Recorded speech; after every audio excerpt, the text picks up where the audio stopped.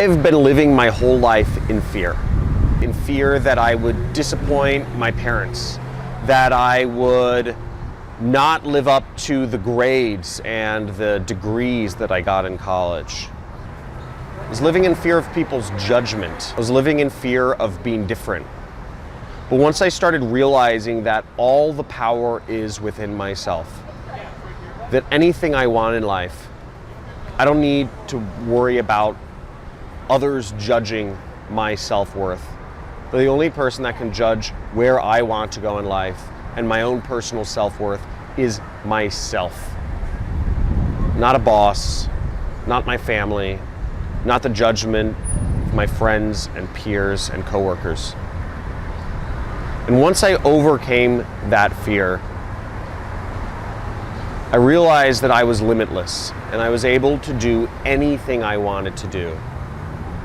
So when I first decided that I wanted to quit my job, it was out of anger, right? And it wasn't from like a centered place. I realized I was at a crossroads in my life. And there were kind of two paths I could go on. One is I could really just double down on the career route and say, look, I'm gonna make this work. This may not be the right job for me where I'm gonna move up, but I'm gonna double down the career route. I still believe that I can make it work. It's just, this is the wrong job.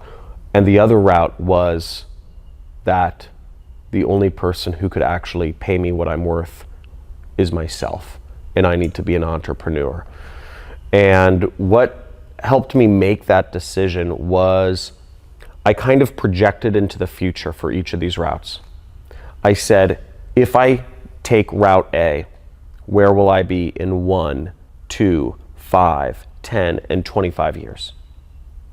And I just kind of imagined where my life would go in each of these routes. And what I realized was that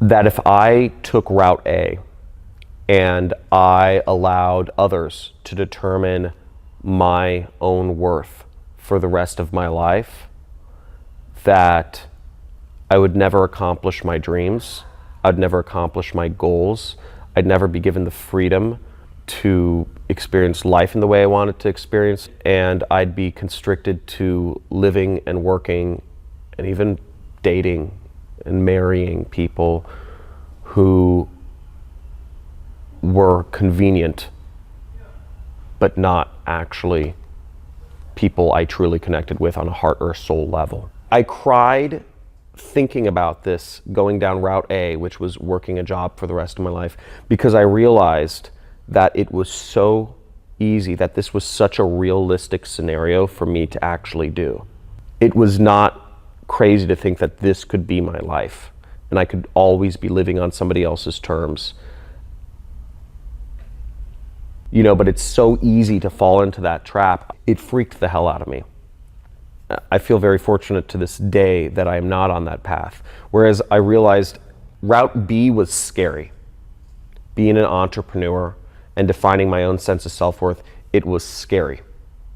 But I realized I would live a life of regrets, of constriction, of being on somebody else's term, of being a comfortable slave, if I allowed my sense of self-worth and my worth to be determined by somebody else. And at that moment, I made a decision that I can determine my own happiness. I can determine my own freedom. I can determine what I get from this life. Then the decision was my own. So when I had made the decision not to quit my job, it did not come from fear anymore, but it came from a sense of really knowing myself and knowing where I needed to be. Oh, that fucking asshole. That's what I was thinking. I was bulletproof. I practiced in the mirror like all this time. And my heart just dropped. It just went. In my mind, everything I had worked up to and came up to this point, I'd gotten good grades in high school. I'd taken the APs. I went to a great college. I had all the right majors, business, marketing. Everything I had done, I'd gotten a good job. I switched out for a better job, and I did everything correct in my job, and I was moving up and I was doing everything. I was helping the company grow. I felt pretty confident going in because I felt like I had a bulletproof case for asking for a raise. So I went in, I had, a little sheet prepared of, just kind of some numbers and some charts and some of the actual data that I was going to reference. And I went in and I made my spiel, which was short. I thought I kept it good and open-ended. I didn't ask for a firm amount. I said, hey, I'd like either a raise or some sort of incentive plan moving forward so that I can be on track to earn 6 figures. His answer was the one answer I actually hadn't prepared for, which wasn't really an objection, but what he said was, or what?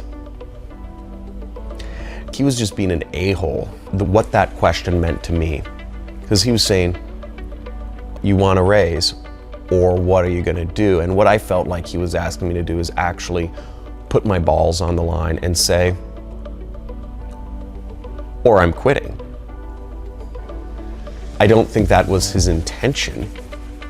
The way I interpreted his response, or what, I felt he was forcing me to say, is the job path for you? Or do you have to go a different route?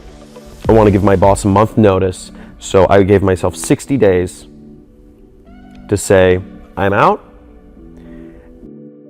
Whether or not I had the income to support going out on my own. I knew I had to do it, and I knew I just had to really just resolve it in that moment and just move forward, because otherwise I'd create too many obstacles to keep myself comfortable. Being an entrepreneur and defining my own sense of self-worth, it was scary. But I realized I would live a life of regrets, of constriction, of being on somebody else's term, of being a comfortable slave if I allowed my sense of self-worth and my worth to be determined by somebody else.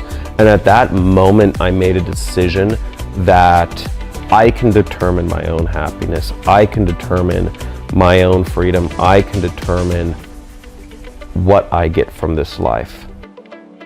But once I had that goal in mind, you see, I was able to problem solve my way to get there. You don't need to let anybody else determine what you're worth or where you're going in life, that you have full control of that.